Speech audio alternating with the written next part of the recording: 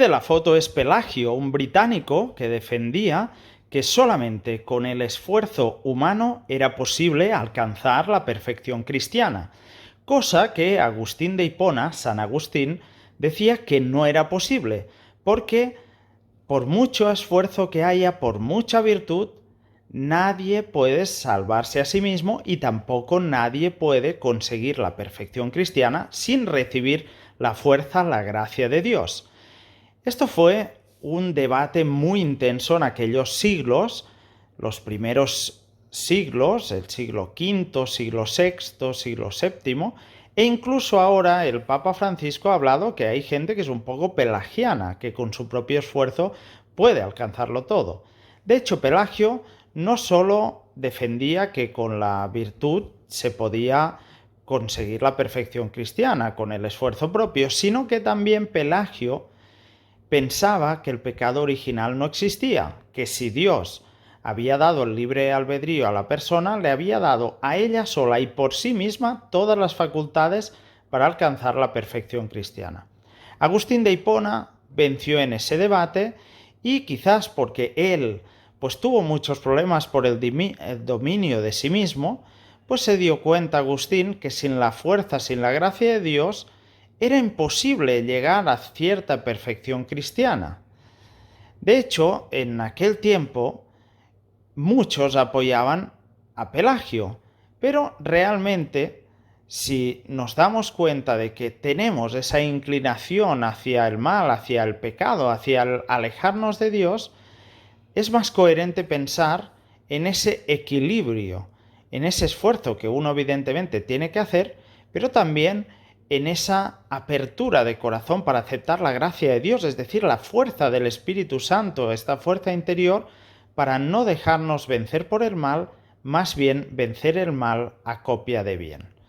Es muy interesante el tema del pelagianismo, el tema de Agustín de Hipona, y realmente pues en cada siglo ha habido debates de muchos tipos. En cada momento de la historia hay unas preocupaciones principales entre los intelectuales de cada confesión. En este caso, de la confesión cristiana, ha habido muchos debates y al final el pelagianismo se consideró una doctrina herética, es decir, una doctrina desviada, que se desviaba de la tradición del Evangelio transmitido por los apóstoles y por tantos padres de la Iglesia posteriormente y por tantos doctores, etc., pues se consideró que no era válida y el Papa Francisco, en la Gaudete et Exsultate, pues allí también habla que hoy en día hay ese peligro del pelagianismo, ¿no? De pensar que solo con voluntarismo, solo con esfuerzo propio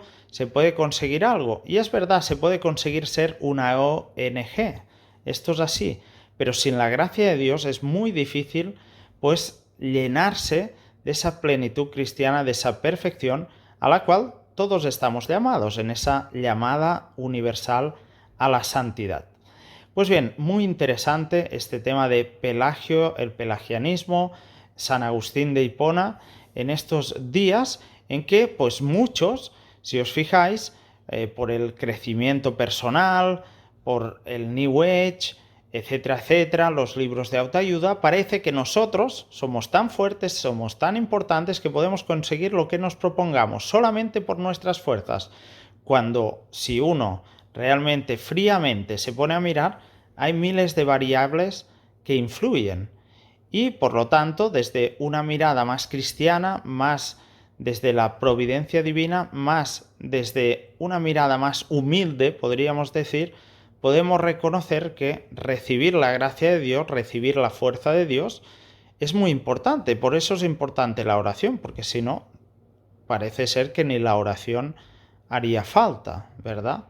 Porque si nosotros ya somos capaces por nosotros mismos de alcanzar el bien sin la gracia de Dios, pues tampoco sería necesario comunicarse con Dios de alguna forma. Por lo tanto, está claro que es muy importante entender la humildad. La humildad es un aspecto básico de la cristiandad. ¿Por qué? Porque Jesús lo dijo, soy manso y humilde de corazón. Es decir, manso en el sentido de que no obliga a nadie. El cristianismo no obliga a nadie. Hay puertas abiertas, nadie llama si uno va a misa, si uno se confiesa. No hay un seguimiento así, a no ser que uno sea de algún movimiento y libremente haya decidido pues tener algún acompañamiento espiritual. Pero si no es así, un cristiano de a pie, un bautizado, alguien que ha hecho la primera comunión, no recibe presiones de ningún tipo. Simplemente es uno mismo que en su libertad ejerce la práctica de los sacramentos, de las obras de misericordia, de la meditación del Evangelio, de la meditación de la Biblia, etcétera, etcétera. Pues bien, espero que os haya gustado este video. Gracias por vuestra atención. Si os gustan estos videos relacionados con la fe cristiana, con la fe católica, podéis suscribiros a nuestro canal. Un abrazo muy grande y que Dios os bendiga abundantemente.